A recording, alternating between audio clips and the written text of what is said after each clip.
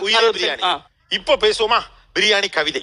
ஆவி பறக்க பறக்க நீ வருவதை பார்க்கும் பொழுது என் ஆவி என்னை விட்டு பிரியுதே.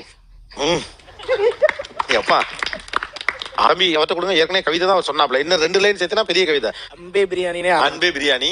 ஆறுயிரே பிரியாணி. சொல்லு. ஆறுயிரே பிரியாணி. என்னுயிரே பிரியாணி. என்னுயிரே பிரியாணி. எனதருமை பிரியாணி. எனதருமை பிரியாணி. உன்னை போல் வேறு உன்னை போல் வேறு உணவுண்டா சொல்லு.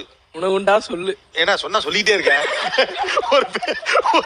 ஒரு பேச்சு சொன்னா பிரியாணி என்னை விட்டு பிரியேன் நீ. ஓ இவங்க கவிதை சொல்றாங்க. இப்ப ஆக்சுவலா இவங்க ரொம்ப பாதிக்கப்பட்டு தான் இருப்பாங்க. போற இடத்துல வாங்கி கொடுத்துருப்பாங்க போல இருக்கு.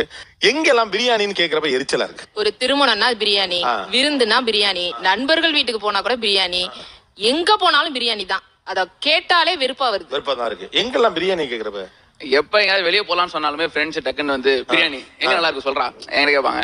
நல்லா இருக்கும் பிரியாணி. பிரியாணி வந்து ஃபுல்லா குறை சொல்லல. இட்ஸ் ஓவர் ரேட்டட் பிகாஸ் எல்லாருமே எடுத்த